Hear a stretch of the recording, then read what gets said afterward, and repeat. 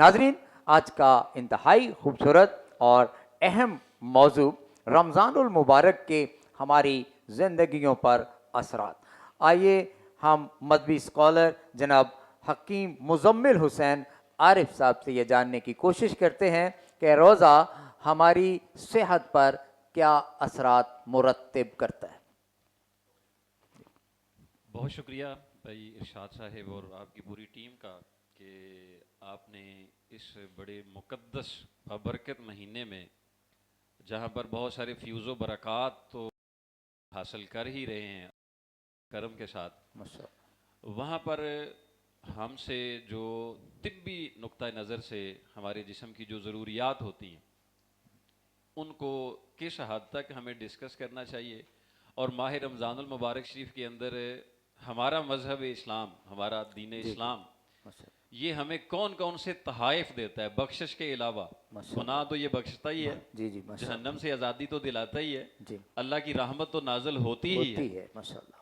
इसके अलावा जो बोनस होता है, हम्म, जो ओवर टाइम की शक्ल में हमें दिया जाता है, वो पूरे साल में जो हमारे सेहत में हमारी ही कुछ अमाल की बेज़ाब्तगियों की वजह से, जी, हमारे हाथों से ही होता है, बीमारियां हमारे हाथों से ही आती हाथों हैं, से आती है। हमारी किसी ना किसी कमी ज्यादती की वजह से आती हैं।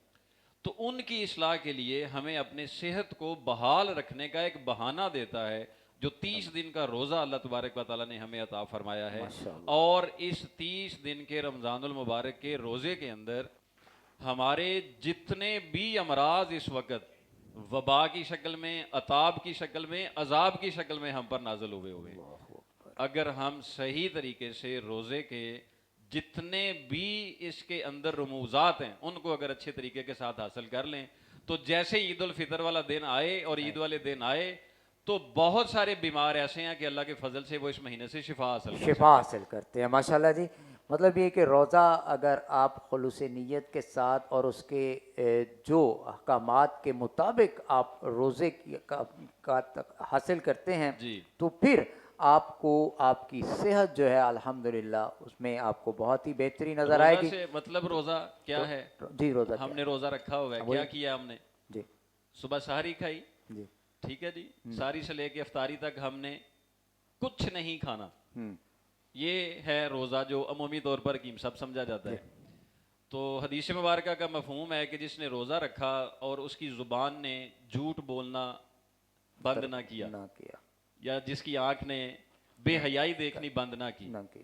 या जिसके कान ने फोहश और बेहयाई सुनना बंद ना की, तो अल्लाह को उसके भूखे प्यासे रहने की उसकी ज़रूरत नहीं कोई है, हाजत नहीं। इजाज़त नहीं है। ये तो है रोज़े की जो रूहानियत है। हम्म, मतलब हम रुके किस तरह से रुके, कैसा यकीन हुआ।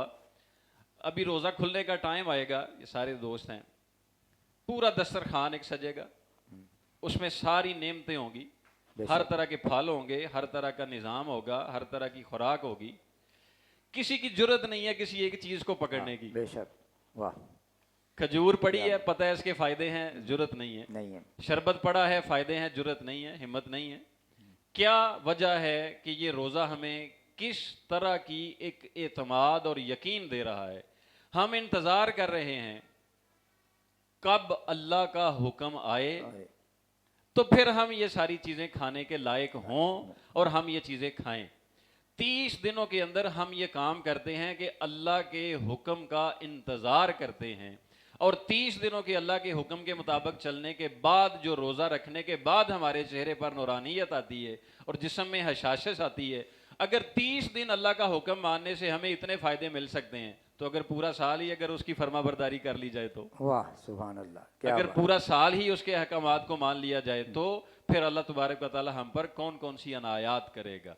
असल बात यह है कि हम जो रोज़े की हकीकत है, नाजरीन की खिदमत में मैं अर्ज़ करता चलूँ, रोज़ा जो है ये सिर्फ हम पर ही फ़र्ज़ नहीं हुआ, अहले इस्लाम पर फ़र्ज़ नहीं हुआ, ये हमसे पहले बहुत सारी जो कौमें गुजरी हैं उनमें भी रहा है, आज भी बहुत सारी दूसरी कौमें हैं उनमें भी ये रोज़ा चल रहा है। लेकिन हमारे दीन मज़हब इस्लाम में कुरान मजीद फ़ुरक़ान हमीद में सूरत अल शुआरा के अंदर जो है वो हज़रत इब्राहीम खलीलुल्लाह के जी मुतल्लिक़ जी एक दुआ मिलती है। जी। आप जब भी कहीं किसी सेहत के मरकज़ में जाएं, मतलब हॉस्पिटल में जाएं, डिस्पेंसरी में जाएं, तो वहां पे एक मशहूर आयत लिखी हुई नजर आती है। जी जी, बेशक बेशक। वो हर जगह पे सेहत वाले जो जगह है वहां पे जी, लिखी होती है, जब मैं बीमार होता हूँ तो मेरा अल्लाह तो वही अल्लाह मुझे शिफा दे। शिफा देता है। इस आयत से पहले चंद आयात हैं जो हमारे लिए बड़ी ही अहम है, समझने के लायक। जी हजरत इब्राहिम खलीलुल्लाह आप फरमाते हैं कि वही अल्लाह है जो मुझे पैदा करता है, वही अल्लाह है जो मुझे हदायत देगा। बेशक।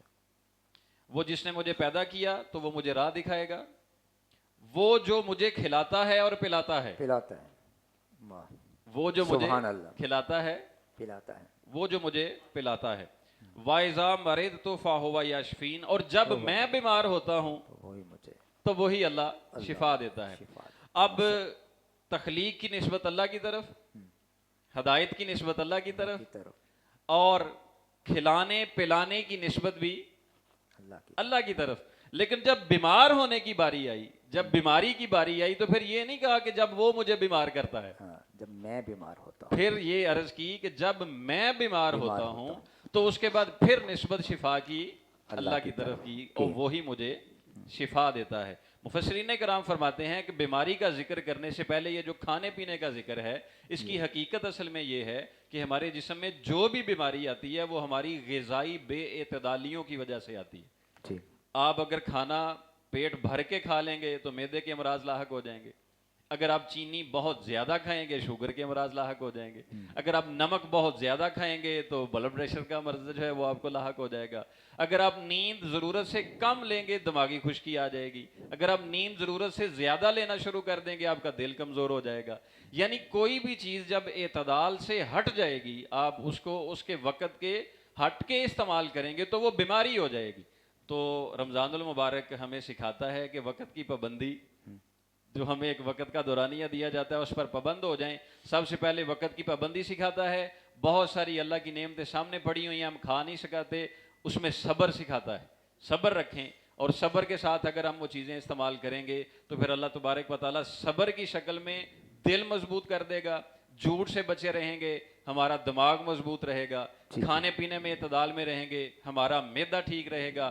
जब मैदा ठीक रहेगा तो फिर बाकी सारी बीमारियां मामला ठीक होएगा। मतलब ये कि एक तरबियती महीना तरबियती अल्लाह सिस्टम ताला हमें अता हम करता अता है। फरमाया। अच्छा हकीम साहब, ये बताइए कि अक्सर लोगों को मैंने सुना है कि वो नींद बहुत आती है जब रोज़ा रखा होता है, तो वो ज़्यादातर सो के गुजार देते हैं। जी जी जी, इस बारे में क्या अल्लाह फरमाएं? के एक नबी हैं हज़रत यहया अलैहिस्सलातु वस्सलाम, आपका एक दफ़ा गुज़र हुआ तो रास्ते में उन्होंने देखा कि एक शख्स है कि उसने बहुत सारे अपने जिस्म पर जैसे टल नुमा नहीं जी होते जी, वो लटकाए हुए हैं, लटकन का लफ्ज़ है कि उसने लटकाए हुए हैं। तो आपने उससे पूछा कि ये क्या कुछ है और तू कौन है? तो उसने कहा मैं शैतान हूँ, इबलीस हूँ। तो आपने फरमाया कि ये क्या है? उन्होंने कहा ये इंसानी ख्वाहिशात हैं जो मैं अपने ऊपर लेके चल रहा हूँ और ये मैं लोगों पर मुसल्लत कर देता हूँ, तो उसकी वजह से फिर वो अल्लाह वाला रास्ता भूल जाते हैं, ख्वाहिशात में वो फंस जाते हैं। तो हज़रत याहिया अलैहिस्सलातु वस्सलाम आप फरमाने लगे कि क्या इसमें कभी मुझ पर भी कोई तू हमला किया है, इस पर कोई ऐसी चीज़ मुझ पर भी तूने कोई असर की? हालांकि अल्लाह के नबी को अल्लाह तबारक व तआला ने महफूज रखा हुआ होता है, वो किसी तरह से भी नहीं, लेकिन आजमाइश के तौर पर या हमें सिखाने के तौर पर। तो वो शैतान कहने लगा, हाँ एक दिन आपने रात को पेट भर के खाना खा लिया था तो मैंने आपको तहज्जुद के लिए उठने नहीं दिया था। आपने पेट भर के खाना खा लिया तो मैंने आप पर नींद गालिब कर दी, तो सुबह के वक्त आपकी आंख नहीं खुली, तो उस वजह से फिर आप अल्लाह की इबादत से थोड़ा उस दिन के लिए जो है वो आप ना कर सके। ये एक दिन था। तो हज़रत याहिया अलैहिस्सलातु वस्सलाम उसी वक्त कहने लगे मैं आज के बाद तहिया करता हूँ कि मैं रात को कभी पेट भर के खाना नहीं खाऊंगा। तो शैतान कहने लगा मैं भी आज के बाद तहिया करता हूँ कि मैं पते की बात कभी किसी को नहीं बताऊंगा जो अपना है। मतलब हम रोज़ा खोलते हैं तो उसके बाद हम झपट पड़ते हैं, हमला कर देते हैं। ये मेरा ख्याल है कि पूरे साल में हमने खजूर को कभी देखा ही नहीं है कि ये हजूर की सुन्नत है, लेकिन रमज़ान में हमें याद आ जाता है कि ये सुन्नत है। और पकौड़े जो हैं वो हमारी पंजाब की सुन्नत है, समोसे जो हैं वो हमारे मशरकी पंजाब की सुन्नत बन चुकी हुई है। तरीका मतलब कि हमारा ये इस तरह के हमने ये लाजुम और मलजूम समझ लिया हुआ है कि हमारे अफ्तारी वाले दस्तरखान पे अगर समोसा नहीं होना, पकौड़ा नहीं होना, या कचूरी नहीं होनी, या केचप नहीं होना तो शायद हमारा रोज़ा कबूल नहीं होना। हालांकि रोज़ा की जो असल हकीकत है वो ये है कि अगर आपने इतनी भूख प्यास बर्दाश्त की है तो फिर उसको आहिस्ता आहिस्ता गिज़ा दें, जी उसको वक्फे के साथ गिजा दें। खजूर पानी लें, थोड़ा सा आप चलें, नमाज पढ़ें, नमाज पढ़ के आएँ, आपका पेट जो आपका मैदा है वो थोड़ा अपने लेवल पर आए, फिर उसके बाद आप रोटी खाएं, एक आध चपाती खाएं। सारा दिन का आपका पेट जो है वो खाली है, एक चपाती खाएं, पेट भर के ना खाएं, इतना खाएं कि आपको खाने की हाजत हाजिर मौजूद रहे। रहे। जी फिर उसके बाद आप नमाजी तरावी पढ़ें, उसके बाद फिर तबीयत आपकी हशाश बिशाश हो जाएगी। अगर आप पेट भर के खाना खाएंगे, नमाजी तरावी से भी जाएंगे, रात की इबादत से भी जाएंगे, और सुबह शहरी के भी आप बड़े बेचैन से होके उठेंगे। जितना पेट भर के खाना खाया जाएगा सुस्ती गालिब रहेगी, जितना पेट खाली रखा जाएगा जिस्म के अंदर तंदुरुस्ती बहाल रहेगी। और रोज़ा हमें असल में सिखाने भी यही आया है कि सारा साल जो लोग सारा सारा साल पेट भर के खाना नहीं खा सकते, जिनको खाना मुयस्सर नहीं नहीं आता, आता। जिनके अंदर इतनी शक्कत नहीं है कि वो खाना खा सकें, तुम भी 30 दिन ये भूख बर्दाश्त करके उनका दर्द महसूस करो वाह। कि आप खाली पेट रहो, आपको एहसास हो कि खाली पेट लोग किस हद तक जो हैं वो कबूल जी होते हैं। जी तो हमें ये माशाल्लाह। चीज़ें सिखाने के जी लिए रोज़ा माशाल्लाह आता जी, है। ये गमखारी का महीना है, एक जी दूसरे के साथ मोहब्बतें तकसीम करने का, मोहब्बतें बांटने का। हकीम आसिफ अली आसिफ साहब भी हमारे साथ तशरीफ़ फरमा हैं। हकीम साहब, आप भी माशाल्लाह बताएं कि ये असबाब क्या हैं जो बीमारियों में इंसान जो है वो मुब्तला रहता है।